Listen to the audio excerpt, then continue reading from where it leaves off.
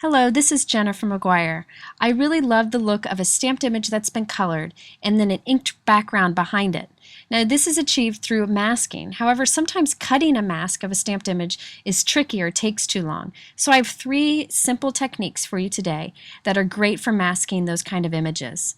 The first is masking with Glossy Accents. Glossy Accents is just a clear product that you can put on something to give it some shine. There are other products you could use also, but today I'm going to show you how to use that as a tool for masking. And that's what I did on these stamped images here.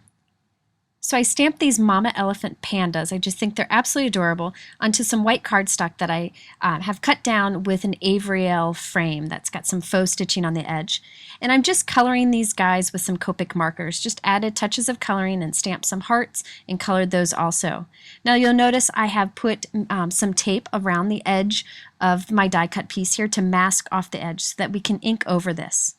So after I've completely colored my little guys here, I'm covering them with a thick coat of Glossy Accents. Glossy Accents is really easy to use. I squirt a bunch of it in the center of the image and then I use the nozzle to kind of push it to cover all of my image. So you want to make sure that you go right up to the edge, but don't go over the edge because anything that has Glossy Accents on it here will resist or mask the ink that we put above it. So if you go outside of the lines, that will show up. But actually, it's pretty easy to do. And if you have super tiny places that you need to get into, you could use a needle to push the Glossy Accents into it. And it's pretty easy to do. Now if you do have little bubbles, I just pop those with a needle. It doesn't take long at all. And we also have the little hearts up here where I need to cover it with Glossy Accents too.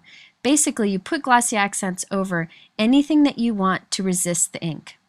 Now before we do this, you need to leave lots of time for that image to dry. I also decided to white heat emboss a sentiment on the bottom of my piece here so that it resists also the ink that we put on top. I'm putting some tape also along the bottom here so that I can have a blue sky above their feet and a green grass below their feet. So I'm using Distress ink because it's my favorite ink to kind of blend a background, and I have an ink blending tool. This is the Salty Ocean color. It's just beautiful, and I'm going to apply that over the background. And notice that the Glossy Accents is resisting the ink we're putting on top, and we keep our pandas nice and white and clean. So I'm just applying that blue ink, wiping all of the extra ink off of my little panda so it doesn't rub off the Glossy Accents. I'm going to move my mask up there so that I can go ahead and color the area below their feet to be green. This is the Mowed Lawn Distress ink. You could really use pretty much any kind of dye or pigment ink to apply color over these backgrounds, but I think the Distress inks work really well to blend. So now we have green down on the bottom there, and you can see our white sentiment also resisted the ink. And we can remove our mask now. And you'll see that not only are the pandas masked because of the Glossy Accents, but the tape leaves just a nice little frame around our coloring there. Very easy to do. So there you have the first way that you can do masking, and that is to put Glossy Accents over the stamped image. And the nice thing about this is you end up with that clear shine over your images, which is really fun also. This brings us to the second way that you can mask a stamped image and create an inked background over it. And this is by covering it with a clear coat of embossing powder. I find that this is best if you have stamped images like this one with lots of tiny little details that might be hard to cover with Glossy Accents or to fussy cut a paper mask. I have this lovely stamp from Clearly Besotted. I just love these daisies and I really wanted a sky behind them. I am again starting with a white die cut from an Avriel die, and I'm going to mask off the four sides. I'll get those other two sides in a moment. I'm going to stamp this with a Copic friendly black ink. Now you'll notice that I stamped kind of off onto the masking tape there. I'm going to wipe that away because I don't want that to smear as we're coloring. And now I'm going to go ahead and color this with my Copic markers. Again, you could color this any way you wanted to. You could do colored pencils, you could do watercolor, anything you want. You can just put the clear embossing powder on it when you're done. Now say you had a stamped image that was solid, like a solid flower. That would be even easier because all you have to do is stamp that solid image in whatever ink you want, then stamp right on top of it again with an embossing ink, and then put on your clear embossing powder.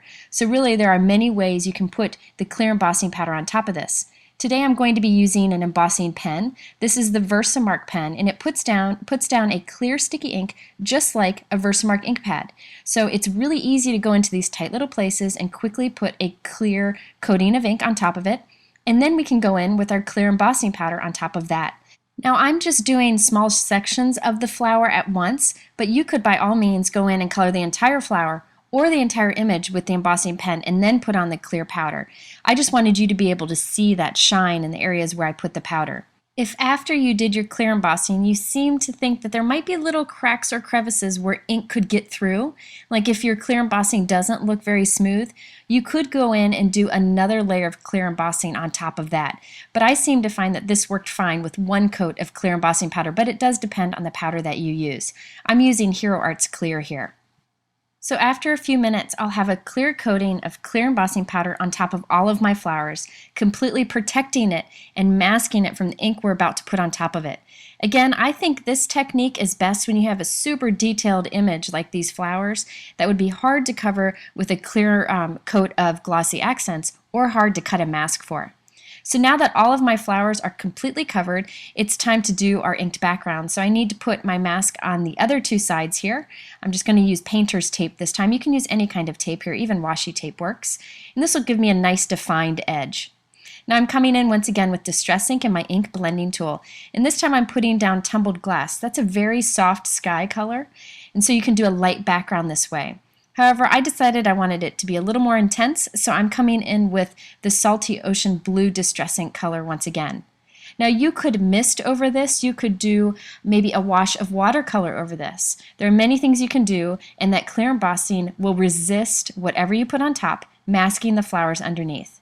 So now I'm going to remove my tape and look at that nice defined edge that you get by putting that tape down before you do the inking. Now one thing I did want to mention is you do end up with the clear coating of embossing powder on top of this when you're done. If you wanted to, you could put a piece of scrap paper on this and then put a hot iron on top of that, and it will remove the clear embossing from the flowers when you're done.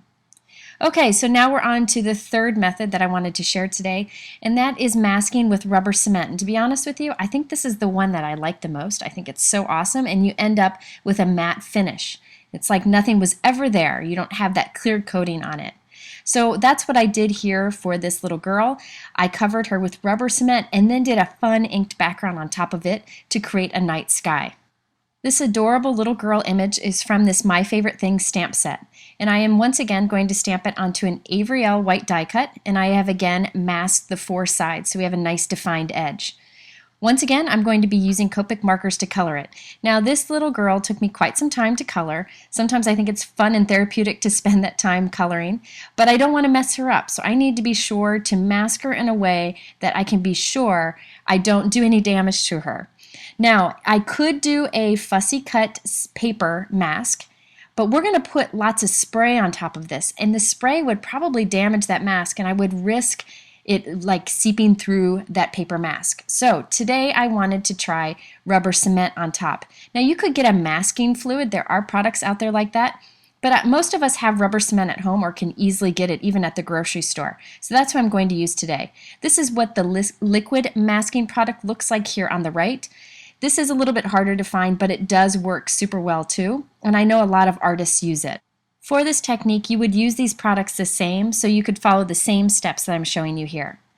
Now for rubber cement, I like to have a paintbrush that I have designated just for rubber cement because it's going to get kind of icky, but I wanted a nice fine tip that I could paint this rubber cement on. I like to put a big glop of that rubber cement on my work surface because if you leave your jar open too long, it starts to get really thick. So I just put some on my work surface to pick up from. And I'm going to use this paintbrush to just cover her with a really nice coating of rubber cement. It doesn't really matter if it's even, but you want to make sure it's thick enough that you're completely protecting her. Now this seems a little crazy after I've spent a good 20 minutes coloring her to put something on top of her, but I promise this will come off with no problem. So I'm just going to go ahead and paint her on. Again, this brush I've designated just for rubber cement. I will clean it off with some water and a baby wipe when I'm done, but I am afraid that the brush might be ruined, so it's good to just get an inexpensive fine brush for this technique. Now I usually take a big glob of the rubber cement, put it towards the center of the image, and then push it and pull it out towards the fine edges, the little tips of the image. And you'll see that this really isn't that hard to do, and by looking in the light you'll be able to see that you have covered every area of her. Again, you want to try to stay in the lines because anything that goes outside of the lines will end up white because this is going to completely mask. With a fine brush, I'm even able to get into the tiny little areas of her hair here, and this will completely protect it when we put lots of inking on top. Now, I could use Glossy Accents or clear embossing for this little girl too, but what's going to happen is after we're done, we can rub this rubber cement away and you'll end up with a nice matte finish, like it was nothing was ever there, whereas the Glossy Accents and the clear embossing would leave a little bit of shine.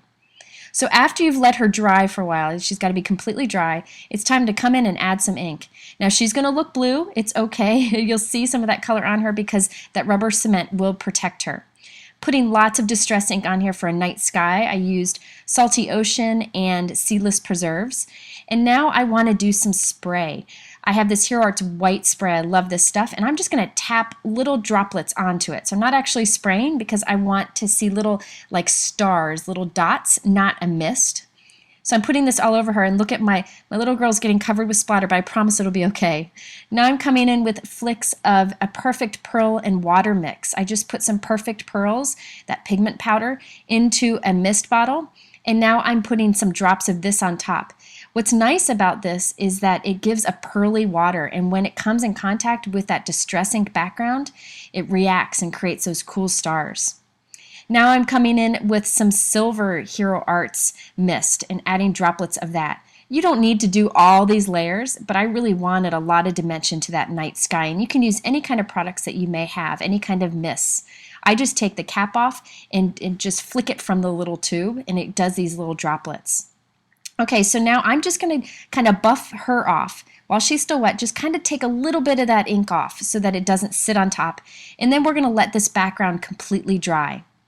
Now once she's completely dry here, the background's dry, it's time to take that rubber cement off. I use a clean cloth and I switch the part of the cloth that I'm using often because I don't want to start rubbing any color onto her. But look how easy that rubber cement just rubs off. You can see it kind of pilling up there, and then I'll just clean this cloth and be able to use it again. But look at, she's perfectly protected from all that inked background that we did. I just think the rubber cement is so effective and such an easy product to use. It's inexpensive, and again, you can get it pretty much anywhere. So that's the third way, and probably what I think is the most fun way to mask a detailed image to do an inked background behind it. Again, I think it would have been tough to cut a paper mask of her out, and some of that liquid might have seeped through and hurt our image. So there you have 3 different ways to create masking for an inked background on stamped images.